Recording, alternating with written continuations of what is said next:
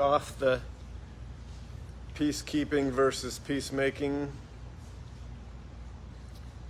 distinction, and the second is to begin the discussion of fear of the Lord. So we spent a number of weeks now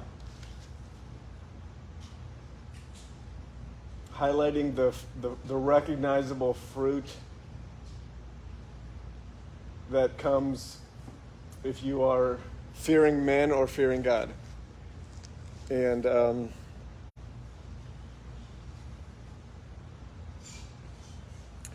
the distinctions are profound.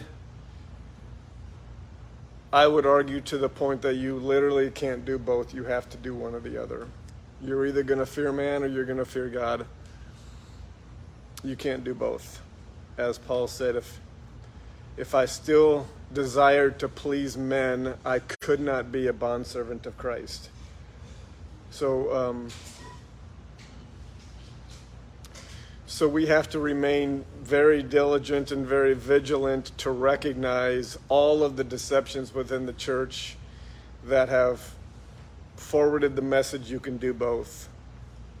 You can please men and accomplish God's will. You cannot offend and still lead people to the Lord. You can protect people's feelings and call it love. And this is one of those revelations of the ability and the power of the word to discern and distinguish the thoughts and intentions of men, that becomes real. I had a great conversation with my buddy Richard he was here last Saturday, and we were working out together this week, and he said, I've just was really profoundly impacted by the distinctions you were making between peacekeeping and peacemaking. And I was like, okay, I've been affected by that too. I think that's really cool. But then he said something that just really struck me. He said, it was when you mentioned, or when we read the passage in Hebrews 4:12 that says that the word of God is quick and sharp, powerful, sharper than any two-edged sword, has the ability to divide between soul and spirit, bone and marrow. It's the discerner of the hearts, the intentions, the feelings of man, if you will. He said, I've never recognized how that statement applied until we started looking at the differences between peacemaking and peacekeeping, and how deceptive the enemy is. And I think that those two things are a prime example of how we are called to be peacemakers. Matthew 5:9, blessed are the peacemakers, for they will be called sons of God. We're called to be peacemakers, and to be a peacemaker requires certain activities. But what Satan has taught often from the pulpit is we're called to be peacemakers. Peacekeepers. And so the distinctions, the offerings, the counterfeits that the enemy is always going to make for us are always so unbelievably close. Close in sound, close in how they're taught, close in often how they could be walked out, and yet the distinctions between the two are enormous. And so how do we stand a chance? How can we possibly really divide and distinguish between the counterfeits of Satan and the truth of God? And it's the word. The word is the tool. The word is the weapon. And the truth will divide. So we've been on this for a minute, and we're kind of to this point right here. When you are stuck in the fear of man or people pleasing, it will manifest itself in peacekeeping, and peacekeeping can always be recognized by, we just put feelings over the truth. Feelings become the priority. protection of people's feelings, protection against offending, protecting against stirring or causing division, always the fruit of peacekeeping, always the result of fearing man. When we fear God, we are in the business of peacemaking, and peacemaking literally requires the truth, and the truth specifically to come and bring division against the things that are not for the people of God, which ultimately break our peace anyways. That's how peace is made. It's by cutting away the deceptions and cutting away the counterfeits and cutting away the idolatry and cutting away the sin. So I had one more story come to mind today before we put this topic to bed, because of my conversation with Richard, I just realized, these distinctions are razor sharp, the line between peacekeeping and peacemaking. And it's not even enough to recognize the truth between the two. We also have to expose what we feel, or the feelings that we have when we are on the wrong side of that division, because they're so deceptive. We literally can talk ourselves into continuing to peace keep, even though we know the truth, because we feel like we're doing the right thing. And this is where the word is so powerful, because it will discern that. It will expose that. It exposes the heart.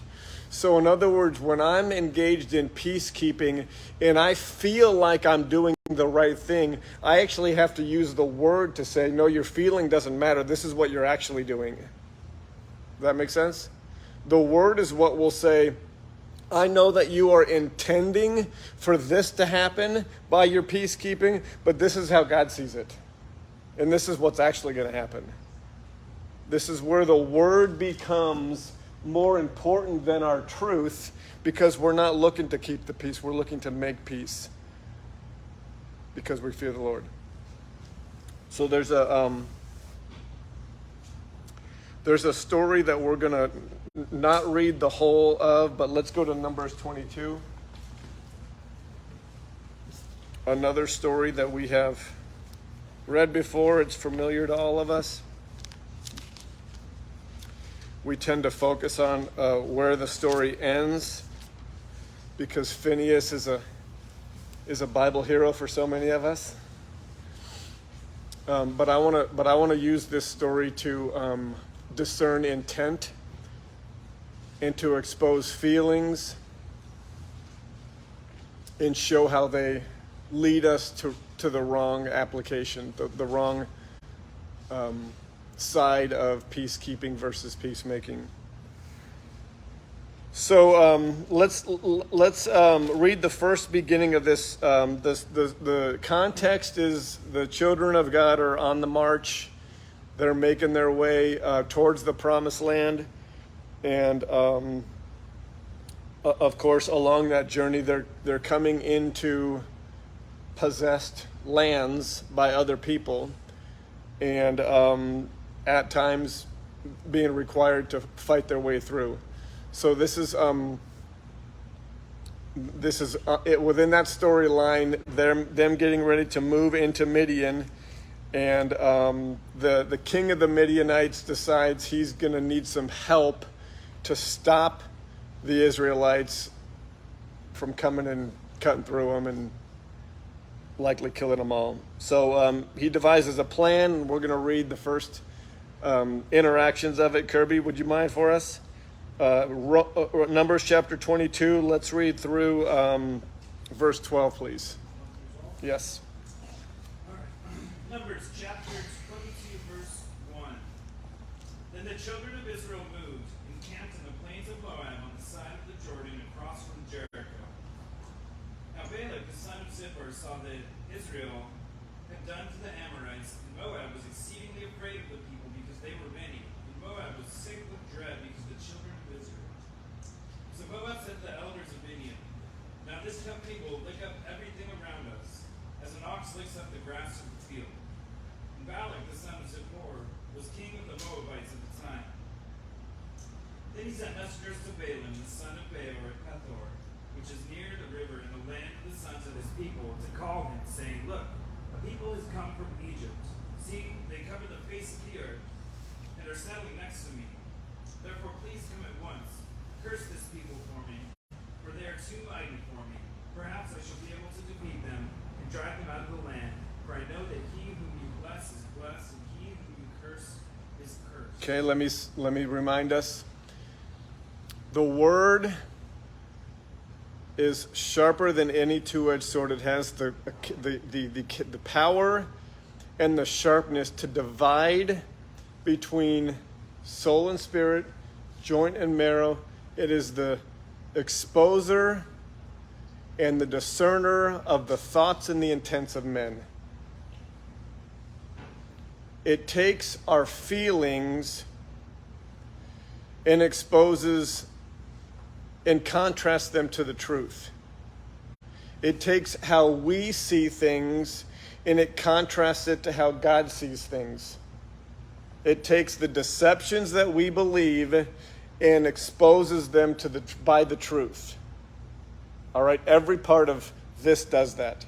So we're going to look at this story to discern or to expose the intent behind peacekeeping that is incorrect. The intent or the motives or the feelings behind peacekeeping that actually leads to nothing but chaos and a lack of peace. That's why we're reading the story. So far, the children of Israel are getting ready to enter Moab, and the king of the Moabites, which is Balak, reaches out to Balaam, which is a soothsayer at the time, or a prophet, or someone that hears from the Lord and speaks for the Lord. And he's asking Balaam to do what? Curse the people. If you curse them, they will be cursed. And I need help because I'm scared.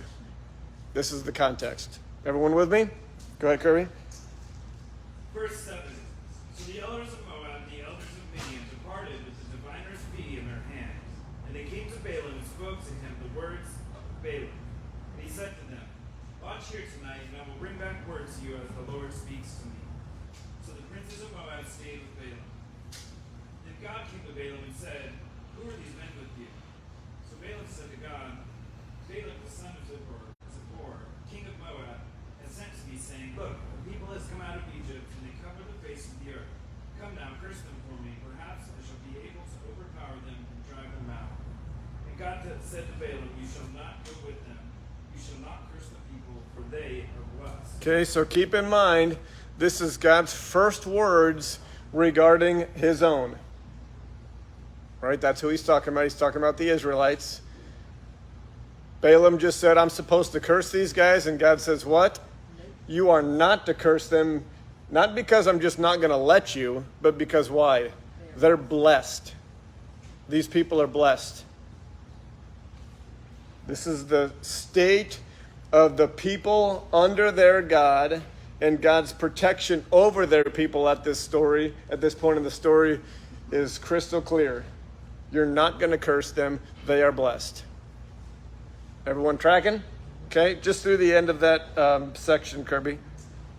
Verse 13. So Balaam rose in the morning and said to the princes of Balak, Go back to your land, for the Lord has refused to give me permission to go with you. Refused to give him permission to do what? Go and curse the people. You literally can't do it, God said. I'm not going to allow it. I'm not going to allow you to curse my people because my people are blessed. You have no permission.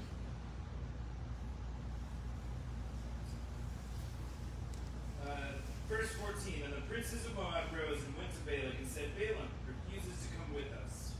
Then Balak again sent princes, more numerous and more honorable than they. And they came to Balaam and said to him, Thus says Balak the son of Zippor, Please let nothing hinder you from coming to me, for I will certainly honor you greatly, and I will do whatever you say to me. Therefore please come, curse this people for me. So what's Balak promise? More. I'm just going to give you more. More to do what? To do what God just told you not to do. I'm going to offer you more to do what God has given you no permission to do. Yep, more important people, more honorable people. People will carry more sway in your life, those are the ones that I'm going to send to you to get you to do what God told you not to do. Verse 18. Then Balaam answered and said to the servants of Balak, though Balak were to give me his house full of silver and gold, I could not go beyond the word of the Lord my God to do less or more. Now therefore, please, you also stay here tonight, that I may know what more the Lord will say to me. Verse 20. And God came to Balaam at night and said to him, if the men come to call you, rise and go with them. But only the word which I speak to you, that you shall do.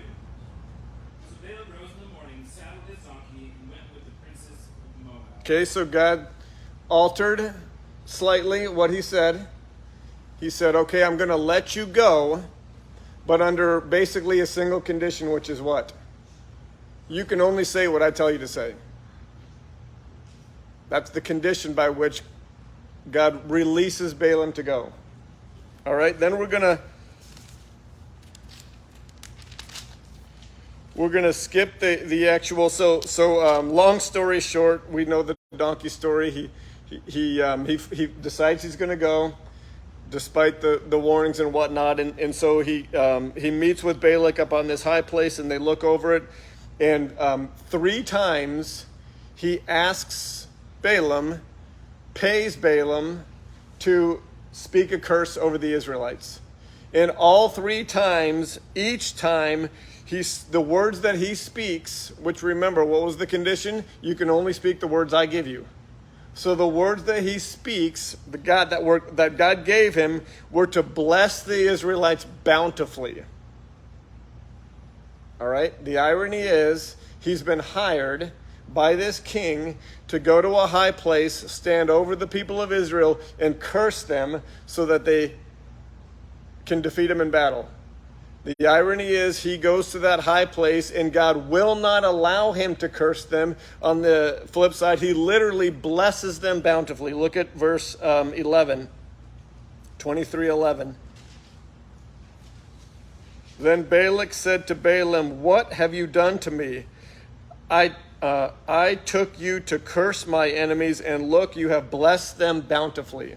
You can go through and read those blessings. There's 3 of them, but they all literally end the exact same way. Same thing happens in the end of 23. Same things happens in the beginning of 24. We're going to skip reading them just for time's sake, but everyone see what's going on here. First, the king says, I'm terrified. I need some help. So he goes to the known soothsayer in the land and says, come with me. I'm gonna ask you to curse my enemies so I can defeat them. The Lord comes to Balaam and says, I'm not going to allow you to do that. My people are blessed.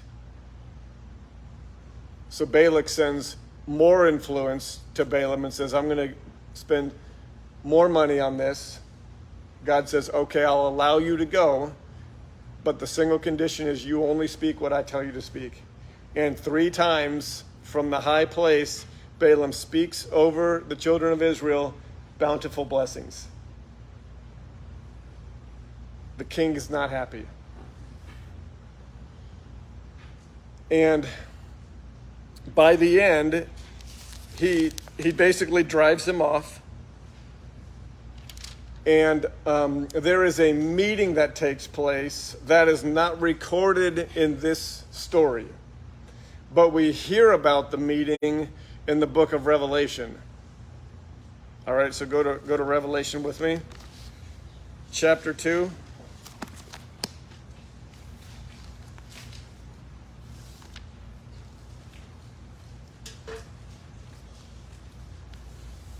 So what was God's position regarding his people throughout this story so far?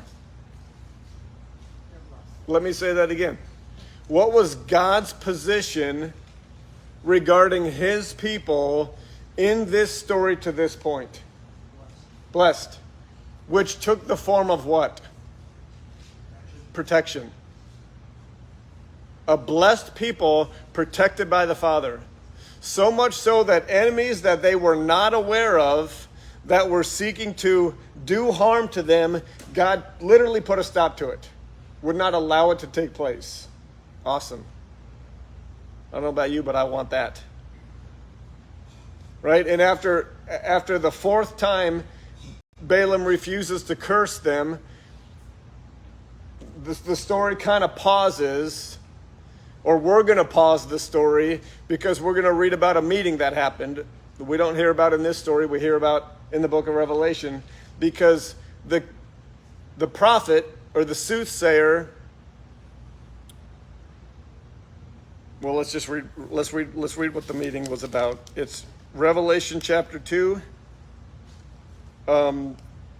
Let's just read through 12, 13, and 14, Kirby.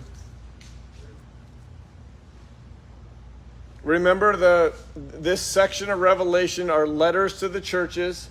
In each of these letters, you have kind of edification and encouragement regarding things that they're doing well or doing right, and then you have correction and rebuke for things that they're doing wrong.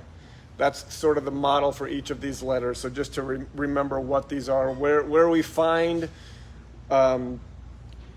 information regarding this meeting is found in one of these letters. Interesting. Go ahead, Kirby. Revelation 2, verse 12. And to the angel of the church in Pergamos write, these things says he who has the sharp two-edged sword. I know your works and where you dwell, where Satan's throne is.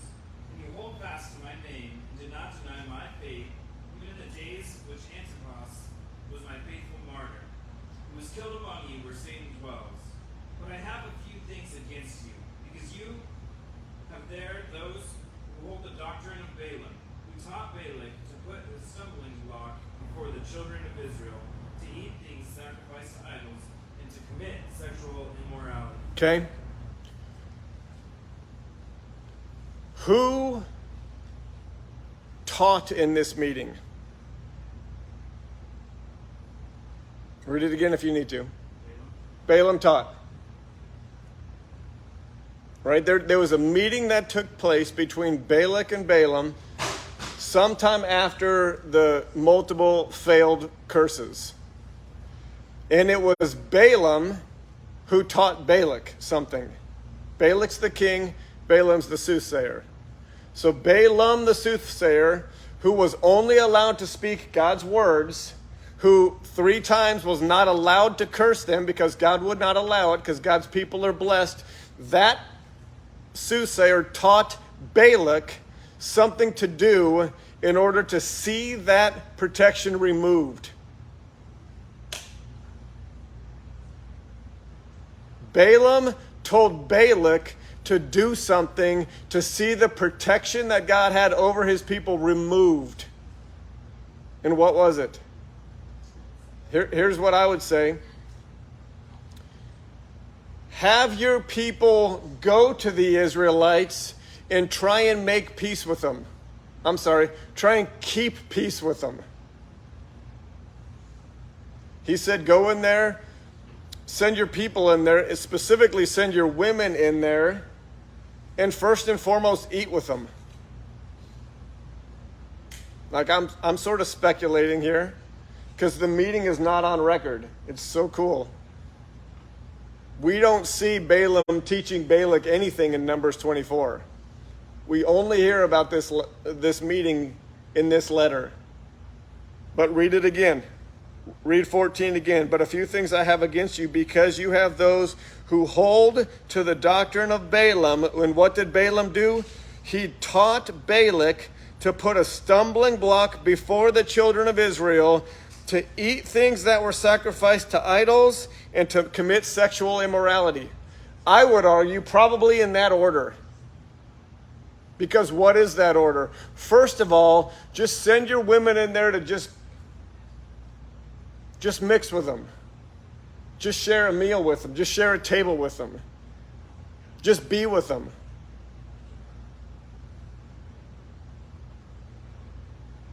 To me, it sounds very peacekeeping.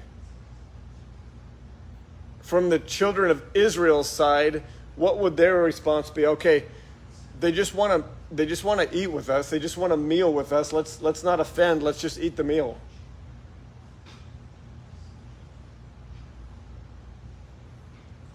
And what's it lead to? Go back to the story.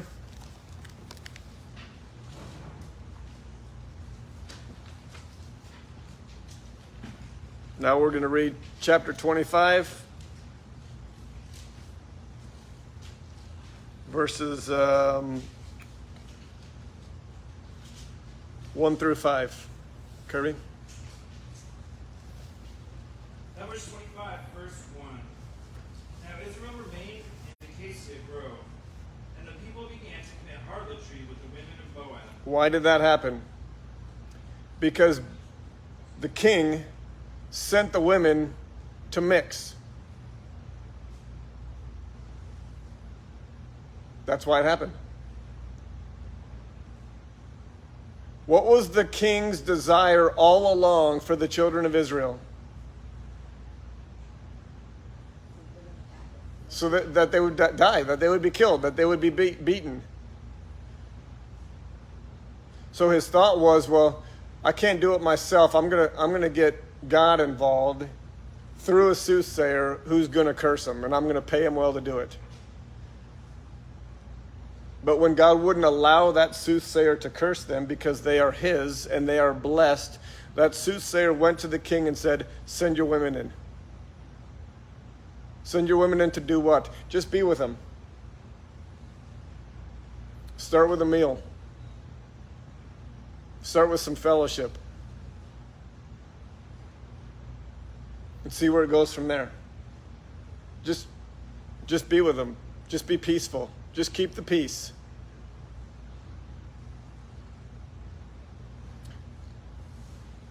I believe this story for us is to discern the difference between how we see peacekeeping and how God sees peacekeeping.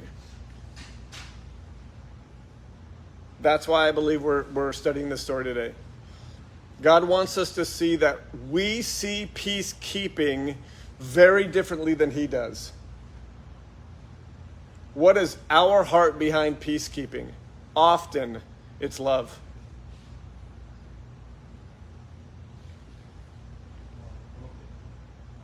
Yep. Our feeling is that it's love. I can love these people by having a meal with them. Couldn't you see that deception making its way through the Israelites?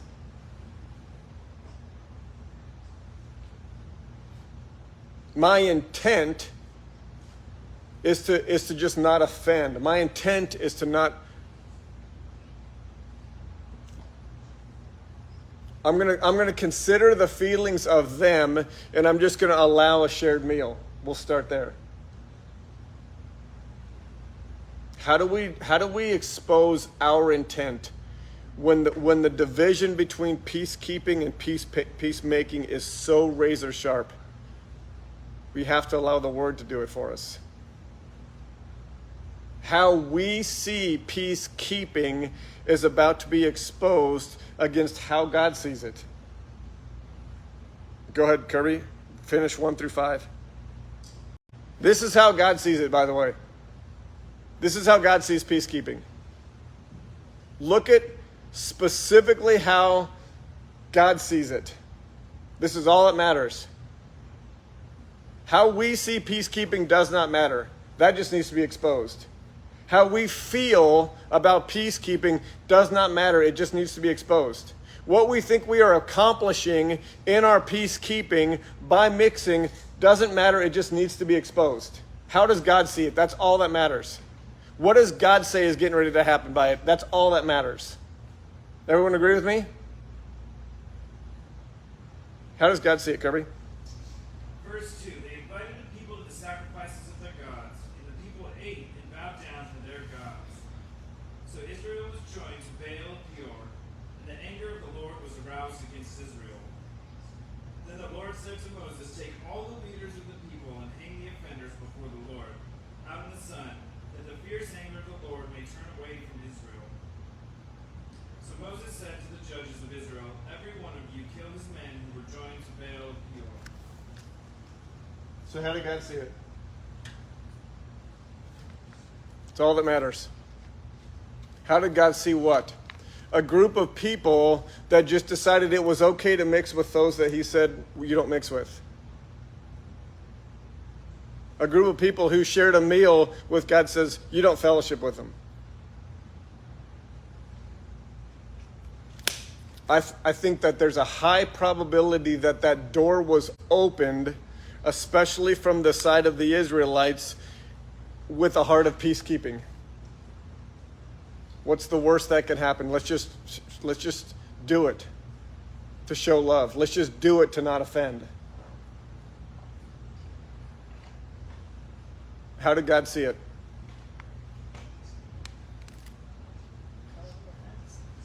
How did God see it by his words? Read it again. Read verse 5.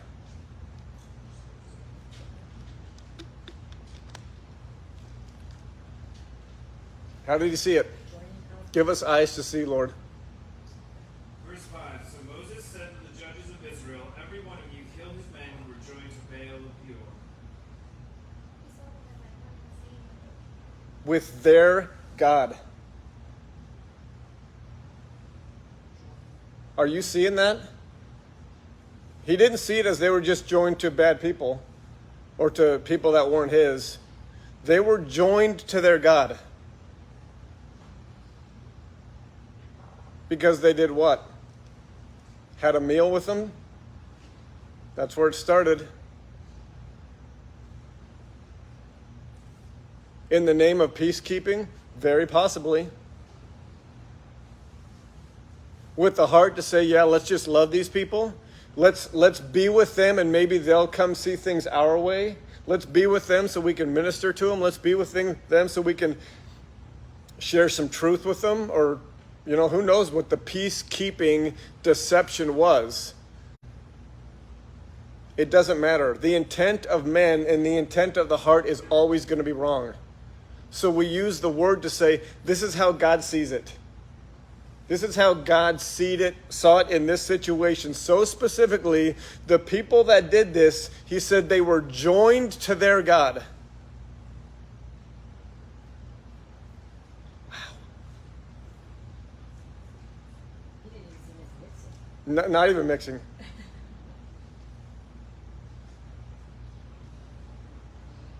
Is everyone hearing me? It's so important that we allow the word to discern the intent of our heart.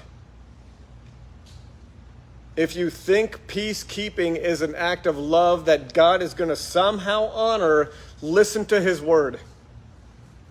He sees your peacekeeping and he sees my peacekeeping as literally going and having an affair with a false god. It doesn't matter what you think you're accomplishing. It doesn't matter what I think I'm avoiding. It doesn't matter. It only matters how God sees it. And God sees it very clearly. You didn't keep the peace. You went and were joined to their God. And I would probably speculate that if you looked up that word joined and really got to the root of it, it would be something similar to having sex.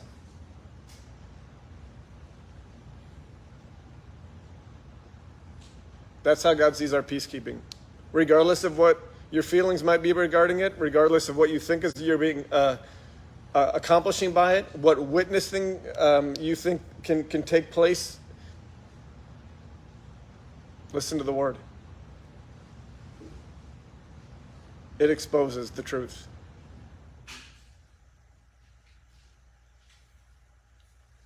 Our feelings are wrong about peacekeeping. Our intent is wrong regarding peacekeeping. It is not an act of love. It is not a kingdom forwarding endeavor, and it is not something that God sees as something he can bless or bring good fruit from. He sees it as adultery.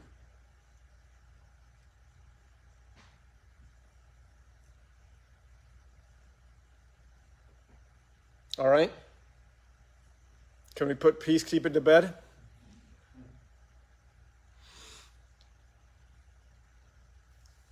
All right, let's go to I know we want to finish that story because it gets good right after that, but we'll move on. Exodus 19.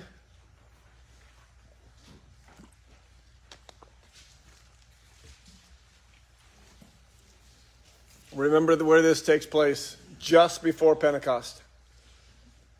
Just before, or it's basically on Pentecost. This is happening on Pentecost. God is He's getting ready to hand the law to Moses, but he's also beginning to establish what relationship with him looks like.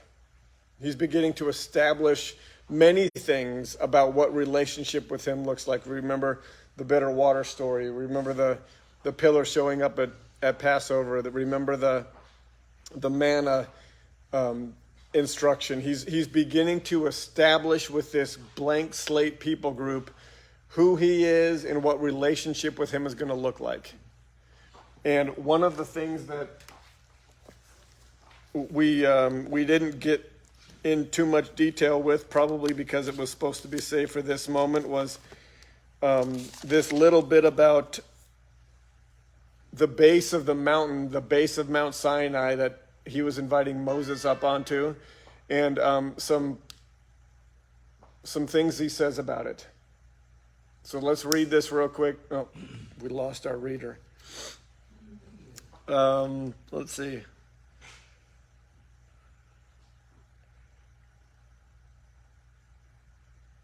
Diane, would you mind reading for us? Sure. Let's start in. Exodus 19:7. Yes. Yep. So Moses was just up, or the Lord just spoke to Moses saying, the whole, if you keep my covenant, then for me, the nation of Israel will be my prized possession. You'll be a kingdom of priests and kings, and I'm gonna teach you my ways so you can be light in the earth. He's beginning to share the invitation with this group of people that he just saved. The larger why behind, I didn't just call you out of Egypt. I got a plan and a purpose for you. And part of that purpose is going to require you understanding some things about me that I need to make clear right in the beginning. So let's have that be sort of our lead way into this text. Starting verse 7. Yes, please. So Moses came and called for the elders of the people and laid before them all these words which the Lord commanded him. Then all the people answered together and said, all that the Lord has spoken we will do. So Moses brought back the words of the Lord to the words of the people to the Lord. And the Lord said to Moses, behold, I come to you in a thick cloud, that the people may hear when I speak with you and believe you forever. So Moses told the words of the Lord to the people. Then the Lord said to Moses, go to the people and consecrate them today and tomorrow, and let them wash their clothes, and let them be ready for the third day. For on the third day the Lord will come down upon Mount Sinai in the sight of all the people.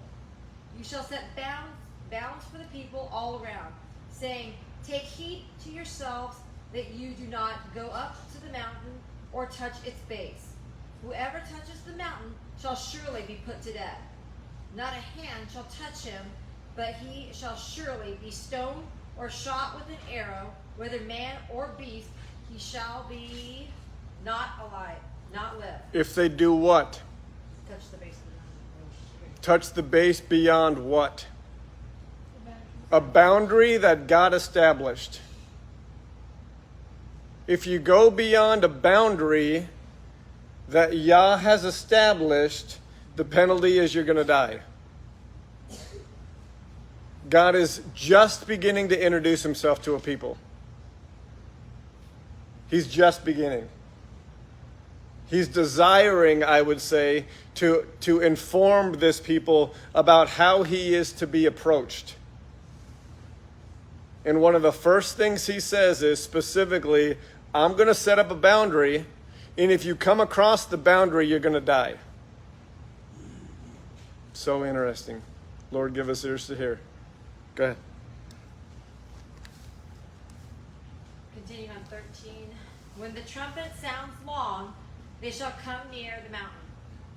So Moses went down from the mountain to the people and sanctified the people, and they washed their clothes. And he said to the people, "Be ready for the third day. Do not come near your wives." Then it came to pass on the third day in the morning that there was thunderings and lightnings, and a thick cloud on the mountain. And the sound of the trumpet was very loud, so that all the people who were in the camp trembled. And Moses brought the people out of the camp to meet with God, and they stood at the foot of the mountain. Now Mount Sinai was completely in smoke, because the Lord had descended upon it in fire. Its smoke ascended like the smoke of a furnace, and the whole mountain quaked greatly. Now contrast, just pause real quick. Contrast what the God of the Bible is doing 100% by his desire. God does whatever God wants. God has decided how he is going to approach the people, and he is doing it in a very specific way. I would argue he's doing it in the most terrifying way he can come up with. Contrast that to how little g gods are presented in the church today. What is literally the strategy and the philosophy of the church today? Make God as gentle as possible, as easy as possible. What's the opposite of fearful? As approachable as possible.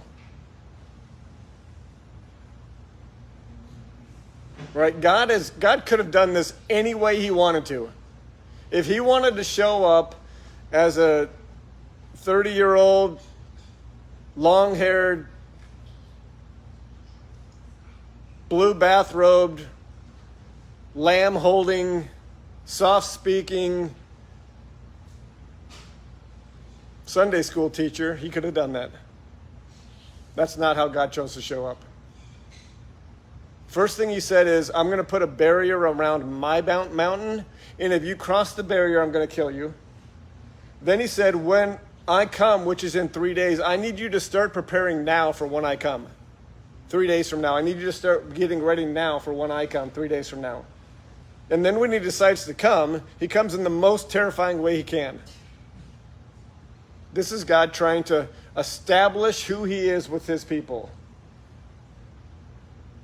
Verse 19. And when the blast of the trumpet sounded long and became louder and louder, Moses spoke, and God answered him by voice. Then the Lord came down upon Mount Sinai on the top of the mountain, and the Lord called Moses to the top of the mountain, and Moses went up. And the Lord said to Moses, "Go down and warn the people, lest they break through to gaze at the Lord, and many of them perish." Also, Perish because they would do what? cross the boundary. Cross the boundary. What boundary? The one that God decided was necessary. Why did he decide it was necessary? It does not matter. God put a boundary down and said, you don't cross it or you're going to die. And what did he know about the people? They'd cross it. Moses, get down there and guard the crosswalk because they're just going to ignore my boundary. Verse 22. Also, let the priests who come near the Lord consecrate themselves, lest the Lord break out against them. But Moses said to the Lord, the people cannot come up to Mount Sinai, for you warned us, saying, set bounds around the mountain and consecrate it. Then the Lord said to him, away, get down, and then come up, you and Aaron with you. But do not let the priests and the people break through to come up to the Lord, lest he break out against them. Okay, so we're just going to add two things to our two lists. Under the fear of Yah list, we're going to add boundaries exist. Under the fear of man list, we're going to add often there are zero boundaries.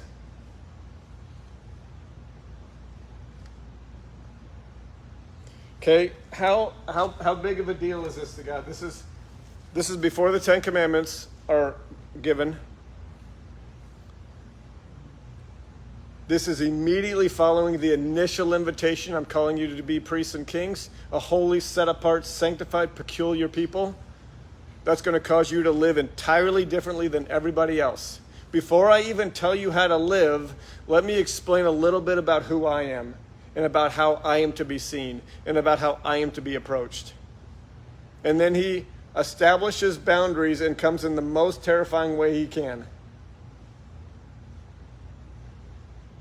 And I'm grateful to be a mouthpiece to say, yes, that is almost the exact opposite of the Jesus that's preached in church today.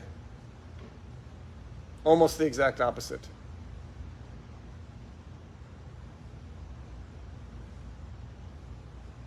But praise God, this is sharp and quick and powerful and has the ability to divide between soul and spirit, joint and marrow. It is the discerner of the thoughts and the intentions of men, and it is the exposer of all the crap false teaching that's out there.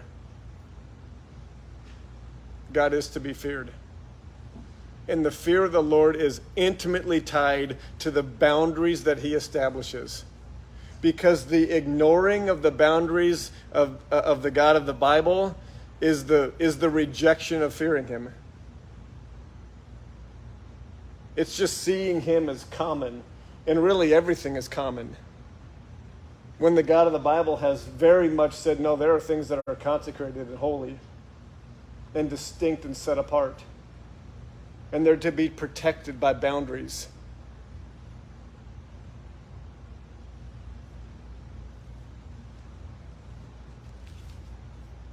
And when the boundaries are crossed for the best of intentions, when the boundaries are crossed for the best of intentions, God still sees it the same way.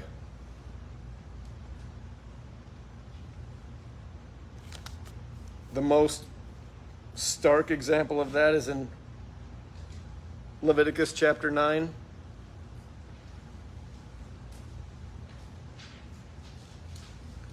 A story we've read before, I believe. Chapter 9 ends the preparation of the tabernacle and the temple ministry. So in the law, God has given his people very specific instructions on this mobile temple that they're to build and the ministry that's to take place within it, the sacrifices that are to be given, the furniture that's involved, the priests, right down to their garments and how they're to prepare and carry out the ministry. It's very detailed instructions, and it's all been given, and this is the first time in chapter 9 that it actually happens. The first act of the temple ministry according to the prescription done by Moses and Aaron. And it culminates in chapter 9, verse 22. Kirby, you want to just finish that chapter? Chapter 9, verse 22. Then Aaron lifted his hand toward the people, blessed them, and came down from offering the sin offering, the burnt offering, and peace offerings. And Moses and Aaron went into the tabernacle of meeting, and came out and blessed the people. And the glory of the Lord appeared to all the people, and fire came out from before the Lord and consumed the burnt offering and the fat on the altar. When all the people saw it, they shouted and fell on their faces. Pretty high moment, right? Pretty exciting moment. Pure experience that this is all real. That the God who freed them and is calling them to himself and is giving them all this crazy instruction on how to live their life, that he's real. Because he just rained fire down on the altar and consumed a sacrifice right in front of all the people. So this is a high moment of worship. It's a high moment of faith. It's a high moment of belief. It's got to be, for the children of Israel, probably the most, I'd speculate, the most, they could be the most certain that God is real. And that he really has called them to himself. So,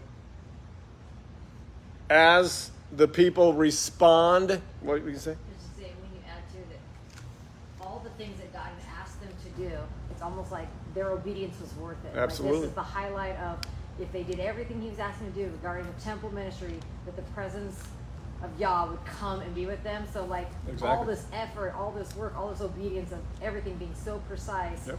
and then boom. Right, probably an experience we've all had, where we saw our obedience to walk out what God asked us to do, how He responds, and just, it's real. He's real. That's exactly what this moment was. Multiplied by the tremendous amount of work and effort it's been to march through the desert and to be a couple million people in the middle of nowhere. So yeah, it's a high moment, and what happens to Aaron, who's the high priest? His two sons, I would sort of speculate, just get caught up in it. Caught up in what? A high moment of worship, a high moment of praise. And what do? Go ahead, Kirby. Yes, please. Verse 1. Then Nadab and Abihu, the sons of Aaron, each took his censer and put fire in it, put incense on it, and offered the profane fire before the Lord, which he had not commanded them. So fire went out from the Lord and devoured them. They died before the Lord. And Moses said to Aaron, This is what the Lord spoke, saying, By those who come near me I must be regarded as holy. And before all the people I must be glorified. You know what Nadab and Abihu's temple ministry tasks were? To light censers and bring fire. They were actually doing their job. They were not doing it as it was prescribed. There's not any specific details regarding why God considered their fire profane. There's a couple of speculations out there. But to me, all that's needed is what God said regarding the example that He made. And what were His words again, Kirby?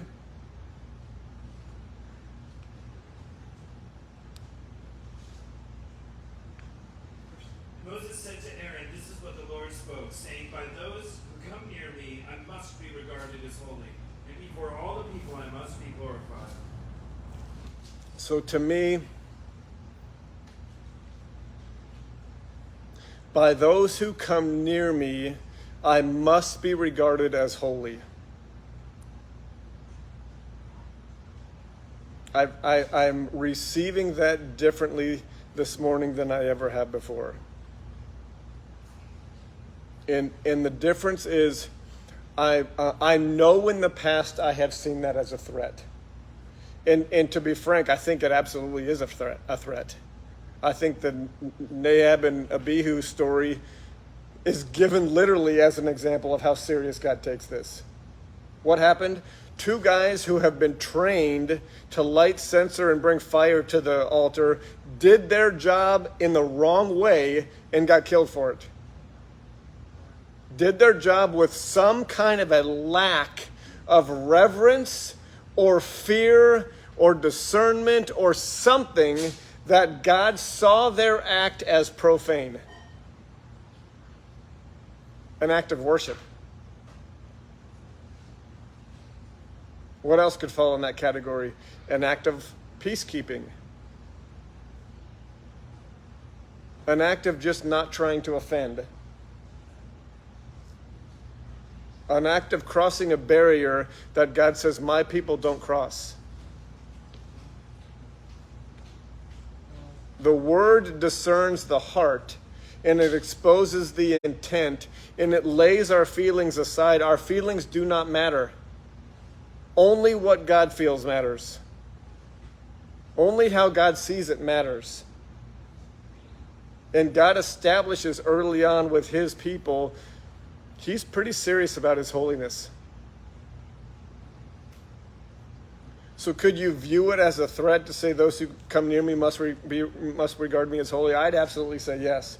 And I would challenge all the pastors that are out there doing vacation Bible schools with adults, and I am only saying this example because I saw it, adults on stage in their underwear doing some kind of a VBS teaching.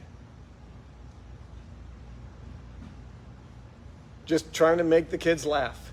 Just trying to make God friendly or funny. It starts in kids ministry, I'm telling you. Pure peacekeeping entertainment of kids, erasing the fear of God.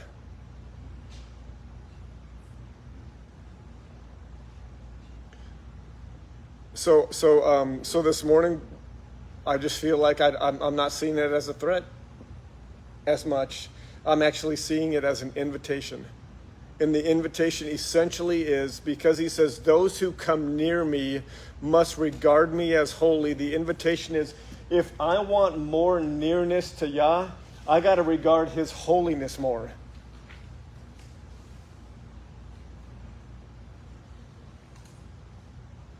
That's what I feel like the Spirit's teaching me. If you want more nearness to God, regard his holiness more.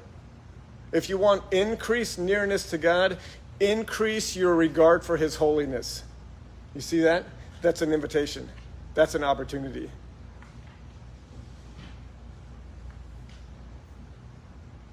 And I know God's dealing with me regarding his holiness, because we were in our backyard. This was probably maybe a month ago. And the last song that you played today was played. We were worshiping in the back, or we just had the worship music playing in the backyard. And that, whatever that song is, that A Million Angels Fall, face on. And as I was listening to it, I thought about, I think it's Isaiah 6, when Isaiah is given a revelation to the throne room, and the angels are covering their feet, covering their eyes, and singing, and they're just singing, holy, holy, holy. And I felt like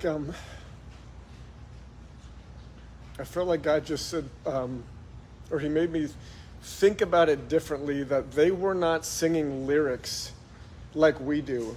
You know, we sing what they sung because it's the lyric of a song.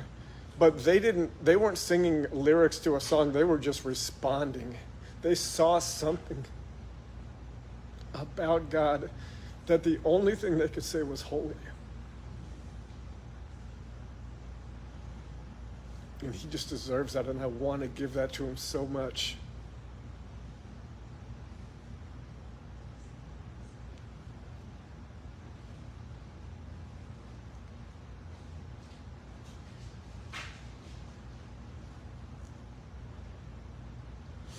So my prayer is that we would connect the fear of Yah with regard for his holiness. And a great way to do that, and I've been trying to do this week, is to take the texts that talk about the fear of God. And there are many of them, and hopefully you guys have done some study on them. But it can be difficult to really put handles on fearing God. And to me, I feel like the Spirit's saying, increase regard for his holiness. That is a handle for fearing him, that will give you something more to walk out. Well, how do I have higher regard for his holiness? I have high regard for the things that he's called consecrated or holy. I have high regard for the things that he's put boundaries around, either for me not to go in or for me not to go out. That I have high regard for the truth, that I have high regard for peacemaking. These are things that regard his holiness higher. And the more that I do this, the closer I get to him. So take like Proverbs 1 or 7, or maybe 1:7. The fear of the Lord is the beginning of all knowledge, right? So replace fear of the Lord with higher regard for God's holiness is the beginning of all knowledge. And it's easy when I make that connection. It's easy to see how you can look around in the church and you can look around at the body of Christ and say, how can you be so foolish? How can you have so little understanding, so little knowledge? And it's just a lack of regard for God's holiness. And the church is guilty of it. So my prayer is that in this season, and as we've prayed for it, empowerment from on high, that this revelation of the fear of the Lord and a higher regard for his holiness, that we would walk in that we would grow in that.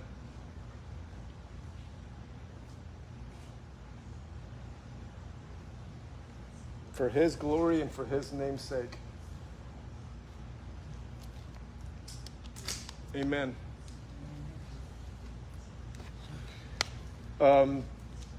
So for your homework, no, you can drop. If you have not yet studied